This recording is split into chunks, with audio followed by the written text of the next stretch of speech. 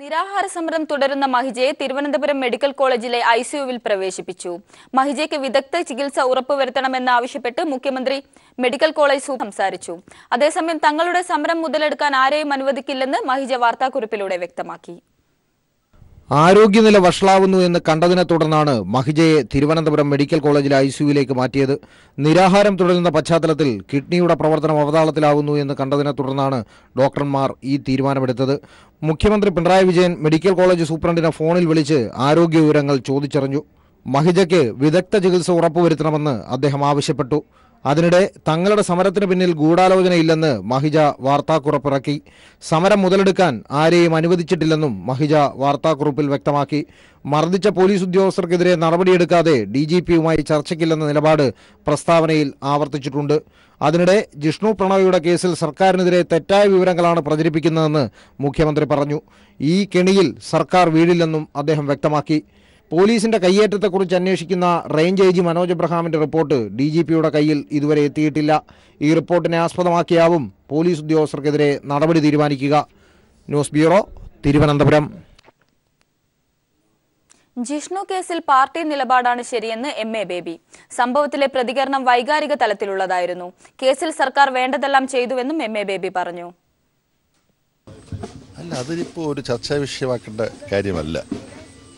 ഇപ്പോൾ ഈ മണ്ഡലത്തിൽ മലപ്പുറം തെരഞ്ഞെടുപ്പിൽ അഡ്വക്കേറ്റ് MB ഫൈസലിൻ്റെ വിജയത്തിന് വേണ്ടിയിട്ടുള്ള പ്രവർത്തനങ്ങളിലാണ് നമ്മൾ കേന്ദ്രീകരിക്കേണ്ടത്.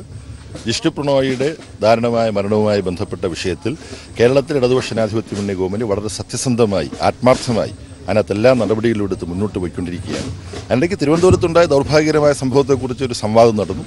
ആ സംവാദം കേരളത്തിലെ ജനങ്ങളുടെ മനസ്സിലുണ്ട്. പാർട്ടി സംസ്ഥാന സെക്രട്ടേറിയറ്റ് അതിനെക്കുറിച്ചുള്ള പ്രസ്താവന പുറപ്പെടുവിച്ചു കഴിഞ്ഞിട്ടുണ്ട്. സംസ്ഥാന ഗവൺമെൻറ് ആ വിഷയത്തിൽ ജിഷ്ണു പ്രണോയിയുടെ രക്തസാക്ഷിത്വത്തിന് കാരണക്കാരായ ആത്മഹത്യയിലേക്ക് ജിഷ്ണു പ്രണോയിയെ തള്ളിവിട്ടവരെ മുഴുവൻ നിയമ സംവിധാനത്തിന് വേണ്ടി മുന്നിൽ കൊണ്ടുവരാനുള്ള നടപടികളുമായിട്ട് മുന്നോട്ട് പോവുകയാണ്. രക്തസാക്ഷിയുടെ അമ്മയുടെ വേദന ആണ് പ്രകടിപ്പിക്കപ്പെട്ടത്.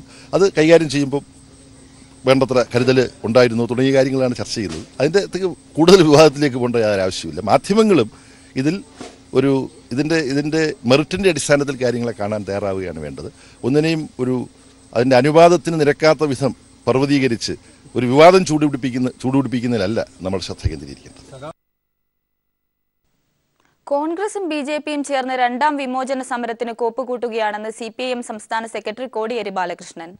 ജിഷ്ണു കേസിൽ ഇടതുപക്ഷത്തിനെതിരെ ചില കേന്ദ്രങ്ങൾ സംഘടിതമായി പ്രചാരവേല നടത്തുകയാണെന്നും കോടിയേരി പറഞ്ഞു. ഇന്നിപ്പോൾ RSS ആണ് കേന്ദ്ര ഭരണത്തിന്റെ പിന്തുണയോടുകൂടി ഒരു രണ്ടാം വിമോചന സമരത്തിന് ഇവിടെ കോപ്പ് കൂട്ടിക്കൊണ്ടിരിക്കുന്നത്.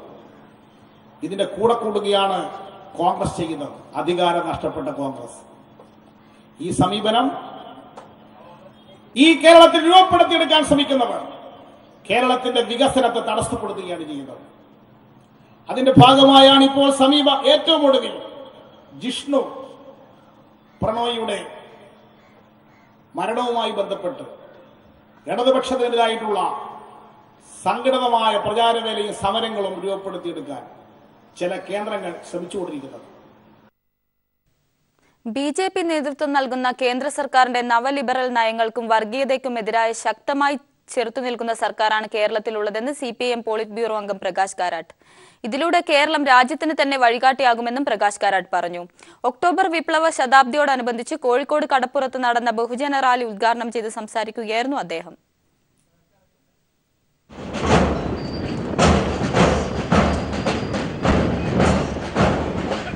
ഒക്ടോബർ വിപ്ലവത്തിന് 100ാം വാർഷികത്തോടനുബന്ധിച്ച് കോർപ്പറേഷൻ സ്റ്റേഡിയം കേന്ദ്രീകരിച്ച് കോഴിക്കോട് കടപ്പുറത്തേക്ക് നടന്ന ചുവപ്പ് സേനാ പരേഡിൽ 10,000-ഓളം വളണ്ടിയർമാർ അണിനിരന്നു.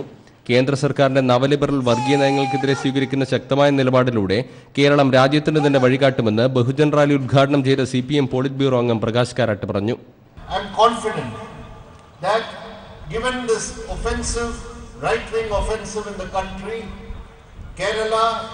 And the LDF government here will show the way of countering this right-wing offensive and showing a new path for the people of India and also Kerala. That is the path of a left and democratic alternative to both the neoliberal policies and the communal agenda. തിരഞ്ഞെടുപ്പ് സഖ്യങ്ങൾക്കുമപ്പുറം മോഡി സർക്കാരിന്റെ നയങ്ങൾക്കെതിരെ രാഷ്ട്രീയത്തിന് അതീതമായ വിശാലമായ സഖ്യം രൂപപ്പെടേണ്ടതുണ്ട്. ഈ സഖ്യത്തിന് നേതൃത്വം നൽകാൻ അഴിമതിയിൽ മുങ്ങിക്കുളിച്ച നവലിബറൽ നയങ്ങൾ പിന്തുടരുന്ന കോൺഗ്രസിന് കഴിയില്ല. തിരഞ്ഞെടുപ്പ് സഖ്യങ്ങൾക്കുമപ്പുറം ജനാധിപത്യത്തിലും മതനിരപേക്ഷതയിലും വിശ്വസിക്കുന്നവരുടെ വിശാലമായ സഖ്യം രൂപീകരിക്കുക എന്നതാണ് ഇടതുപക്ഷത്തിന്റെ ലക്ഷ്യമെന്നും പ്രകാശ് കാരാട്ട് പറഞ്ഞു. കേളുവേട്ടൻ പഠന ഗവേഷണ കേന്ദ്രം പ്രസിദ്ധീകരിച്ച ക്രിസ്റ്റഫർ ഫില്ലിന്റെ ലെനിനും ഒക്ടോബർ വിപ്ലവവും പുസ്തകത്തിന്റെ മലയാളം പതിപ്പ് കോഴിക്കോട് കോർപ്പറേഷൻ മേയർ തോട്ടത്തിൽ രവീന്ദ്രന് നൽകി പ്രകാശ് കാരാട്ട് പ്രകാശനം ചെയ്തു. CPIM കേന്ദ്ര കമ്മിറ്റി അംഗം എളമരം കരീം, CPIM ജില്ലാ സെക്രട്ടറി P മോഹനൻ മാസ്റ്റർ തുടങ്ങി പ്രമുഖ നേതാക്കൾ പങ്കെടുത്തു. News bureau, Kozhikode. തിരുവനന്തപുരം നന്തങ്കോട് ഒരു കുടുംബത്തിലെ 3 പേരെ കൊല്ലപ്പെട്ട നിലയിൽ കണ്ടെത്തി. 2 മൃതദേഹങ്ങൾ കത്തിക്കരിഞ്ഞ നിലയിലും 1 മൃതദേഹം ചാക്കിൽ കെട്ടിയ നിലയിലുമാണ് കണ്ടെത്തിയത്. വിവരങ്ങളുമായി സുനിൽ അരിമാനൂർ ചേരുന്നു. സുനിൽ, വിവരങ്ങൾ. തിരുവനന്തപുരത്ത് നന്തങ്കോട് ഒരു വീട്ടിലാണ് 3 പേരെ കൊല്ലപ്പെട്ട നിലയിൽ പുലർച്ചെ കണ്ടെത്തിയത്. ഇതിൽ 2 പേരുടെ മൃതദേഹം കത്തിക്കരിഞ്ഞ നിലയിലും ഒരാളുടെ മൃതദേഹം ചാക്കിൽ കെട്ടി റൂമിനകത്ത് നിക്ഷേപിച്ച നിലയിലുമാണ് കണ്ടെത്തിയിട്ടുള്ളത്. ഇന്ന് പുലർച്ചെ 1 മണിയോടെ വീട്ടിൽ നിന്ന് തീ ഉയരുന്നതുമായി നാട്ടുകാർ പരിസരവാസികൾ കണ്ടതിനെ തുടർന്ന് ഫയർഫോഴ്സിനെ വിവരം അറിയിക്കുകയായിരുന്നു. ഫയർഫോഴ്സ് എത്തി തീ അണയ്ക്കുന്ന സാഹചര്യത്തിലാണ് ഇത്തരത്തിൽ മൃതദേഹങ്ങളാണ് ഇതിനകത്ത് ഉണ്ടായിരുന്നത് എന്നുള്ളത് ഫയർഫോഴ്സ് ഉദ്യോഗസ്ഥരാണ് സ്ഥിരീകരിച്ചത്. ഉടൻ തന്നെ അവർ പോലീസിനെ വിവരം അറിയിക്കുകയായിരുന്നു. സിറ്റി പോലീസ് കമ്മീഷണർ നേതൃത്വത്തിലുള്ള ഉന്നത പോലീസ് ഉദ്യോഗസ്ഥർ എത്തിയാണ് ഇപ്പോൾ പരിശോധനകൾ നടത്തുന്നത്. 2 പേരുടെ മൃതദേഹം ഇപ്പോൾ തിരിച്ചറിഞ്ഞിട്ടുണ്ട്. റിട്ടയർഡ് ആർമായ ഡോക്ടർ ജീൻ പത്മ, അവരുടെ ഭർത്താവ് പ്രൊഫസർ രാജാ തങ്കം എന്നിവരുടെ മൃതദേഹമാണ് കത്തിക്കരിഞ്ഞ നിലയിൽ കണ്ടെത്തിയത്. ഇവരുടെ മൃതദേഹം തിരിച്ചറിഞ്ഞിട്ടുണ്ട്. ഇനി ഒരാളുടെ മൃതദേഹം തിരിച്ചറിയാനുണ്ട്. ചാക്കിൽ കെട്ടിയ നിലയിൽ കണ്ടെത്തിയ മൃതദേഹമാണ് തിരിച്ചറിയാനുള്ളത്. സംഭവവുമായി ബന്ധപ്പെട്ട് മകൻ മിസ്സിംഗ് ആണ് എന്നുള്ളതാണ് ഇപ്പോൾ പോലീസിന് കിട്ടിയിരിക്കുന്ന നിഗമനം. ഇയാൾക്ക് ഈ കൊലപാതകവുമായി ബന്ധമുണ്ട് എന്നാണ് പോലീസ് സംശയിക്കുന്നത്. കാരണം ഇയാൾ പുലർച്ചെയാണ് ഇവിടെ നിന്ന് മിസ്സിംഗ് ആയിരിക്കുന്നതെന്നാണ് പോലീസ് ഇപ്പോൾ കണ്ടെത്തിയിട്ടുള്ളത്. അതുകൊണ്ട് ഇയാളെ പിടികൂടാനുള്ള എല്ലാ നിർദ്ദേശവും പോലീസിന് നൽകി കഴിഞ്ഞു. പെട്ടെന്ന് തന്നെ ഈ സ്റ്റേറ്റ് വിടുന്നതിന് മുമ്പ് തന്നെ ഇയാളെ പിടികൂടാനുള്ള നിർദ്ദേശമാണ് പോലീസ് ഉദ്യോഗസ്ഥർ നടത്തിയിട്ടുള്ളത്. മൃതദേഹം ഇൻക്വസ്റ്റ് തയ്യാറാക്കിയ ശേഷം പോസ്റ്റ്മോർട്ടം നടപടികൾക്കായി മെഡിക്കൽ കോളേജിലേക്ക് കൊണ്ടുപോകും. ഇപ്പോൾ ഉന്നത പോലീസ് ഉദ്യോഗസ്ഥരെല്ലാം തന്നെ ഈ വീടിന് ചുറ്റും ഉണ്ട്. മലപ്പുറത്തെ തിരഞ്ഞെടുപ്പ് പ്രചാരണം അവസാന ഘട്ടത്തിൽ. മുന്നണികളുടെ മുതിർന്ന നേതാക്കൾ പങ്കെടുക്കുന്ന പൊതുയോഗങ്ങളും റാലികളും കുടുംബയോഗങ്ങളും ഇന്ന് പൂർത്തിയാകും. കൊട്ടിക്കലാശം നാളെ. മുഖ്യമന്ത്രി പിണറായി വിജയൻ, VS അച്യുതാനന്ദൻ, കോടിയേരി ബാലകൃഷ്ണൻ, AK ആന്റണി, ഉമ്മൻചാണ്ടി തുടങ്ങി ഇരുമുന്നണികളുടെയും മുതിർന്ന നേതാക്കളാണ് അവസാനഘട്ട പ്രചരണങ്ങൾക്ക് ചുക്കാൻ പിടിച്ചത്. കുടുംബയോഗങ്ങളും പഞ്ചായത്ത് തല റാലികളും ഏറെക്കുറെ പൂർത്തിയായി കഴിഞ്ഞു. LDF സ്ഥാനാർത്ഥി അഡ്വക്കേറ്റ് MB ഫൈസലിന്റെ വേങ്ങരയിലെ പ്രചരണ പരിപാടിയിൽ ഇന്ന് വൈകിട്ട് VS പങ്കെടുക്കും. സ്ഥാനാർത്ഥികളുടെ വാഹന പര്യടനം ആവേശത്തോടെ തുടരുന്നു. ഘടകകക്ഷികളുടെയും ചെറുപാർട്ടികളുടെയുമെല്ലാം നേതാക്കളും വോട്ടുറപ്പിക്കാനായി മണ്ഡലത്തിലുണ്ട്. നില മെച്ചപ്പെടുത്താൻ BJPയും കളത്തിൽ സജീവം. പ്രചരണം കൊട്ടിക്കലാശത്തിനുള്ള ഒരുക്കങ്ങളിലേക്ക് കടന്നു കഴിഞ്ഞു. News bureau, Malappuram. മലപ്പുറത്ത് സ്കൂൾ വിദ്യാർത്ഥികളെ ഉപയോഗിച്ച് UDF-നായി വീഡിയോ ചിത്രീകരിച്ച സംഭവം വിവാദമാകുന്നു. വിദ്യാഭ്യാസ മന്ത്രിക്കും മലപ്പുറം SP-ക്കും കുട്ടിയുടെ പിതാവ് പരാതി നൽകി. ചാനൽ ചിത്രീകരണത്തിനാണെന്ന് തെറ്റിദ്ധരിപ്പിച്ചാണ് സ്കൂളിലേക്ക് അധ്യാപകൻ വിളിച്ചു വരുത്തിയതെന്ന് മൂർക്കനാട് സുബുലുസലാം ഹയർ സെക്കൻഡറി സ്കൂളിലെ 10ാം ക്ലാസ് വിദ്യാർത്ഥിനി പീപ്പിൾ TVയോട് പറഞ്ഞു. മാർച്ച് 31-നാണ് 10ാം ക്ലാസ് വിദ്യാർത്ഥികളായ 10 പേരെ അരീക്കോട് മൂർക്കനാട് സുബുലുസലാം ഹയർ സെക്കൻഡറി സ്കൂളിലെ അധ്യാപകനായ സവാദ് സ്കൂളിലേക്ക് വിളിച്ചു വരുത്തിയത്. യൂണിഫോം ധരിച്ച് ഹാൾ ടിക്കറ്റുമായി എത്താനായിരുന്നു നിർദ്ദേശം. തുടർന്ന് പരീക്ഷ എഴുതൽ അഭിനയം. അധ്യാപകൻ പറഞ്ഞതനുസരിച്ച് കാര്യമറിയാതെ കുട്ടികൾ ഇതൊക്കെ ചെയ്യുമ്പോൾ ചാനലിൽ നൽകാനാണെന്ന് പറഞ്ഞ് മുഴുവൻ രംഗങ്ങളും ചിത്രീകരിച്ചു. മുൻ യൂത്ത് ലീഗ് ഭാരവാഹി കൂടിയായ സവാദ് അധ്യാപകനായി തന്നെ ഇതിൽ വേഷമിട്ടിട്ടുണ്ട്. 10ാം ക്ലാസ്സിലെ ചോദ്യപേപ്പർ പുറത്തായതാണ് പ്രമേയം. വീഡിയോ സമൂഹ മാധ്യമങ്ങൾ വഴി സംസ്ഥാന സർക്കാരിനെതിരെ തെരഞ്ഞെടുപ്പ് പ്രചാരണത്തിന് ഉപയോഗിച്ചതോടെയാണ് കുട്ടികളുടെ വീട്ടുകാർ വിവരം അറിയുന്നത്. മുഖ്യ കഥാപാത്രമായി വേഷമിട്ട റിഷ്ണയുടെ പിതാവ് രാജൻ വിദ്യാഭ്യാസ മന്ത്രിക്കും പോലീസിലും പരാതി നൽകിയിട്ടുണ്ട്. ചാനലിൻ്റെ പരിപാടി ഉണ്ടെന്ന് പറഞ്ഞിട്ടാണ് വിളിച്ചത്. ഡയലോഗ് ഒരു പേപ്പറിൽ എഴുതി തന്നിട്ട് അത് പഠിക്കാൻ പറഞ്ഞു എന്നോട്. അങ്ങനെ അത് ഞാനത് വായിച്ചു നോക്കിയിട്ടൊന്നുമില്ല. പിന്നെ കുറേ കഴിഞ്ഞപ്പം വായിച്ചു നോക്കി അത് പറയാൻ പറഞ്ഞു. 2-3 തവണ പറയിച്ചു. പിന്നെ അവസാനം ഷൂട്ട് ചെയ്തു. അങ്ങനെ എഴുതുന്ന പോലെ കാണിക്കാനും ഇതൊക്കെ വെച്ചിട്ട് ഷൂട്ട് ചെയ്തു. യൂണിഫോമും ഹാൾ ടിക്കറ്റ് ഇട്ട് വരാൻ പറഞ്ഞപ്പോൾ വേറെ എന്തോ സ്കൂളിൻ്റെ എന്തോ പരിപാടിയാണെന്ന് വിചാരിച്ചു. പിന്നെ സ്കൂളിലെ കുറച്ച് സാറുമാരുണ്ടായിരുന്നു അവിടെ. അപ്പോൾ പിന്നെ അങ്ങനെ എന്തോ വേണം വിചാരിച്ചു. പിന്നെ സവാദ് സാറേയും കൂടി കണ്ടപ്പോൾ വിചാരിച്ചു എന്തോ സ്കൂളിൻ്റെ പരിപാടി തന്നെ ആയിരിക്കും വിചാരിച്ചു. വീഡിയോ ചിത്രീകരിച്ചത് മകളുടെ സമ്മതത്തോടെയല്ലെന്നും കുട്ടി വലിയ മാനസിക സമ്മർദ്ദത്തിലാണെന്നും രാജൻ നൽകിയ പരാതിയിൽ പറയുന്നു. കുട്ടികളെ തെറ്റിദ്ധരിപ്പിച്ച് വീഡിയോ ചിത്രീകരിക്കുകയും തെരഞ്ഞെടുപ്പ് പ്രചാരണത്തിന് ഉപയോഗിക്കുകയും ചെയ്ത സാഹചര്യത്തിൽ സ്കൂൾ അധികൃതർക്കെതിരെ നടപടിയെടുക്കണമെന്നും പരാതിയിൽ പറയുന്നുണ്ട്. AK ലതീഷ്, മലപ്പുറം. 2 പതിറ്റാണ്ടായിട്ടും നോക്കുകുത്തിയായി മണിമല മേജർ കുടിവെള്ള പദ്ധതി. മലയോര മേഖലയിലെ 5 പഞ്ചായത്തുകളുടെ ദാഹം തീർക്കാൻ ഉതകുന്ന പദ്ധതി പൂർണ്ണമായും നിലച്ചു. 52 കോടി ചിലവിട്ട പദ്ധതിയെ പ്രതീക്ഷയോടെ കാത്തിരുന്ന 1.5 ലക്ഷം കുടുംബങ്ങളാണ് കുടിവെള്ളത്തിനായി പരക്കം പായുന്നത്. 2 പതിറ്റാണ്ട് മുമ്പ് രൂപം കൊടുത്ത മണിമല മേജർ കുടിവെള്ള പദ്ധതിക്ക് 52 കോടി രൂപയാണ് ഇതുവരെ ചെലവിട്ടത്. നിർമ്മാണം തുടങ്ങി 14 വർഷം പിന്നിട്ടിട്ടും മണിമല, വെള്ളാവൂർ, വാഴൂർ, ചിറക്കടവ്, പള്ളിക്കത്തോട് പഞ്ചായത്തുകളിലെ 1.5 ലക്ഷം കുടുംബങ്ങൾക്ക് പ്രയോജനം ലഭിക്കേണ്ട പദ്ധതി ഇപ്പോഴും പ്രയോജനരഹിതം. പദ്ധതിക്കായി കുളത്തുങ്കലിൽ സ്ഥാപിച്ചിട്ടുള്ള 90 ലക്ഷം ലിറ്റർ സംഭരണശേഷിയുള്ള ജലശുദ്ധീകരണ ടാങ്കും അനുബന്ധ ഉപകരണങ്ങളും തുരുമ്പെടുത്ത് ഉപയോഗശൂന്യമായി. ഈ സാഹചര്യത്തിൽ കുടിവെള്ളം പണം കൊടുത്തു വാങ്ങേണ്ട സ്ഥിതിയാണെന്ന് വീട്ടമ്മമാർ പറയുന്നു. ഞങ്ങൾ അനുഭവിക്കുന്ന വെച്ചാൽ ഞങ്ങൾക്ക് വെള്ളമില്ല, കുടിക്കാനില്ല, കുളിക്കാനില്ല, നനയ്ക്കാനില്ല. ഇവിടെ ഏറ്റവും ക്ഷാമമുള്ള ഒരു സ്ഥലമാണ്. നാട് കുടിവെള്ളത്തിനായി പരക്കം പായുമ്പോഴും സ്ഥലം MLA നിശബ്ദത പാലിക്കുകയാണെന്നാണ് ജനങ്ങളുടെ ആരോപണം. നയനാർ മന്ത്രിസഭയിലെ ബേബി ജോൺ ജലസേചന വകുപ്പ് മന്ത്രിയായിരിക്കുന്ന കാലത്ത് തറക്കല്ലിട്ട പദ്ധതിയാണിത്. കാലങ്ങളായി ഇവിടുത്തെ ജനപ്രതിനിധി UDFന്റെ കേരള കോൺഗ്രസിന്റെ MLA ആണ്. അദ്ദേഹവും ഈ പദ്ധതിയോടെ വേണ്ടത്ര ഗൗരവത്തോടെ ഇതിനെ സമീപിച്ചിട്ടില്ല എന്നുള്ളതാണ് വാസ്തവം. അതാണ് ഈ പദ്ധതി ഇത്രയും നീണ്ടുപോകാൻ കാരണം. പദ്ധതി പ്രദേശത്തെ ഗേറ്റ് ഇളക്കി മാറ്റിയ അവസ്ഥയിലാണ്. രാത്രികാലങ്ങളിൽ സാമൂഹ്യവിരുദ്ധരുടെ താവളമാണിവിടം.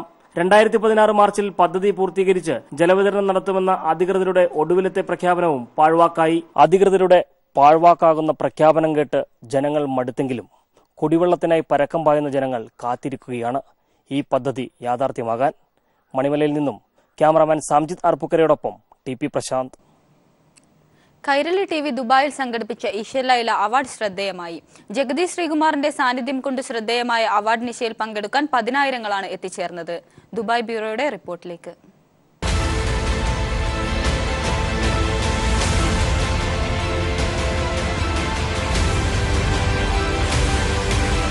പ്രവാസ ലോകം ഇന്നേ വരെ കണ്ടിട്ടില്ലാത്ത ഒരു മെഗാ ഇവന്റിനാണ് ദുബായ് സബിൽ പാർക്ക് സാക്ഷ്യം വഹിച്ചത്. കൈരളി TV ഒരുക്കിയ ഈശ്വരലൈല അവാർഡ് വേദി ജഗതി ശ്രീകുമാറിന്റെ സാന്നിധ്യം കൊണ്ട് ശ്രദ്ധേയമായിരുന്നു. ദാരുണമായ വാഹനാപകടത്തിന് ശേഷം ആദ്യമായാണ് ജഗതി ശ്രീകുമാർ വിദേശത്തെത്തിയത്. മലയാളം കമ്മ്യൂണിക്കേഷൻസ് ലിമിറ്റഡ് ചെയർമാനും നടനുമായ മമ്മൂട്ടി ജഗതി ശ്രീകുമാറിന് Eswaralaila lifetime achievement award സമ്മാനിച്ചു. മലയാള സിനിമയിലേക്ക് പഴയതുപോലെ ജഗതി ശ്രീകുമാർ തിരിച്ചു വരണമെന്ന് മമ്മൂട്ടിയും ഇന്നസെന്റും നിവിൻ പോളിയും ആഗ്രഹം പ്രകടിപ്പിച്ചപ്പോൾ ദുബായ് സബിൽ പാർക്കിലെത്തിയ 10,000-ങ്ങൾ അത് ഹർഷാരവത്തോടെ സ്വീകരിച്ചു. മൊബൈൽ ടോർച്ച് വെളിച്ചം വീശിയാണ് പ്രവാസികൾ ജഗതിയോടുള്ള ആദരവ് പ്രകടിപ്പിച്ചത്. Innocent, Nivin Pauly, Malayalam communications limited managing director John Brittas, director VK Ashraf എന്നിവർ സന്നിഹിതരായിരുന്നു. ജഗതിയുടെ സിനിമാ ജീവിതത്തെ ആസ്പദമാക്കി രമേശ് പിഷാരടി ഓട്ടൻതുള്ളൽ അവതരിപ്പിച്ചു. കൂടോത്രം ചെയ്ത് നശിപ്പിക്കാൻ ശ്രമിച്ച മഹാന്റെ ശിരസ് വളർന്നണ്ടിരിക്കട്ടെ. തേങ്ങയുടെ അച്ചൊരു ശബ്ദം കേട്ടാൽ വെടിവഴിപാടിൻ ശബ്ദം പോലെ. ഇന്നസെന്റിന് സാമൂഹിക പ്രതിബദ്ധതയ്ക്കുള്ള അവാർഡ് ജഗതി ശ്രീകുമാർ നൽകി. മാപ്പിളപ്പാട്ട് രംഗത്തെ പ്രതിഭകളായ അസീസ് തായനേരി, കോഴിക്കോട് അബൂബക്കർ, OM കരുവാരക്കുണ്ട്, അഷറഫ് പയ്യന്നൂർ, സിബല്ല സിബാനന്ദൻ, അസഹർ സുൽഫീക്കർ, മൊഹസിൻ മുഹമ്മദ് കുട്ടി എന്നിവരെ വേദിയിൽ ആദരിച്ചു. രമ്യ നമ്പീഷൻ, നേഹ എന്നിവരുടെ നേതൃത്വത്തിൽ നൃത്തപരിപാടികൾ അവതരിപ്പിക്കപ്പെട്ടു.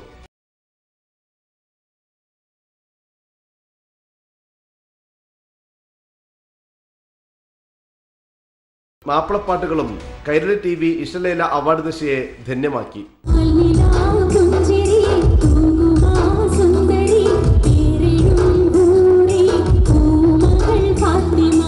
ക്യാമറമാൻ ശരത് കണ്ണൂരിനും അനീഷ് കണ്ണൂരിനുമൊപ്പം T ജമാലുദ്ദീൻ, ദുബായ്.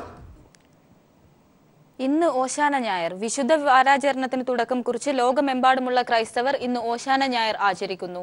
പള്ളികളിൽ രാവിലെ മുതൽ തന്നെ കുരുത്തോല പെരുന്നാൾ ആഘോഷം തുടങ്ങി.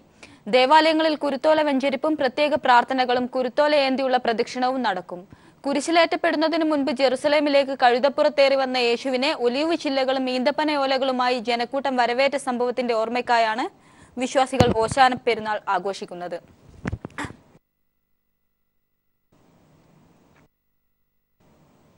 കാരുണ്യ ചാരിറ്റബിൾ ട്രസ്റ്റിന്റെ ആഭിമുഖ്യത്തിൽ ബാംഗ്ലൂരിൽ ഏർപ്പെടുത്തിയ സെമിനാറിൽ Malayalam mission director professor Suja Susan George ഭാഷയും സംസ്കാരവും എന്ന വിഷയവും സാംസ്കാരിക വകുപ്പ് മന്ത്രിയുടെ സെക്രട്ടറി അഡ്വക്കേറ്റ് പ്രമോദ് കേരളം 60 വർഷങ്ങളിലൂടെ എന്ന വിഷയവും അവതരിപ്പിച്ച് സംസാരിച്ചു.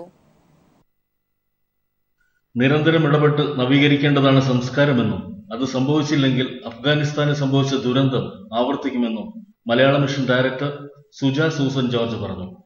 കാരുണ്യ ചാരിറ്റബിൾ ട്രസ്റ്റ് ബാംഗ്ലൂരിൽ ഏർപ്പെടുത്തിയ സെമിനാറിൽ ഭാഷയും സംസ്കാരവും എന്ന വിഷയം അവതരിപ്പിച്ച് സംസാരിക്കുകയായിരുന്നു അവർ. വാക്കുകൾക്ക് അഗ്നിയും മഴയും കണ്ണീരുമാകാൻ കഴിയുമെന്നും അവസനെ ചേർത്ത് പിടിക്കുകയും അനീതികൾക്കെതിരെ മുഷ്ടി ചുരുട്ടുകയും ചെയ്യുമ്പോഴാണ് ഭാഷ സമ്പന്നമാകുന്നതെന്നും സുജ സൂസൻ ജോർജ് പറഞ്ഞു. സാംസ്കാരിക വകുപ്പ് മന്ത്രിയുടെ personal secretary advocate Pramod Keralam 60 വർഷങ്ങളിലൂടെ എന്ന വിഷയത്തെക്കുറിച്ച് സംസാരിച്ചു. Karunya trust chairman A Gopinath അധ്യക്ഷത വഹിച്ചു. MS ചന്ദ്രശേഖരൻ ഉദ്ഘാടനം ചെയ്തു. സി കുഞ്ഞപ്പൻ അതിഥികളെ പരിചയപ്പെടുത്തി. News bureau, Bangalore.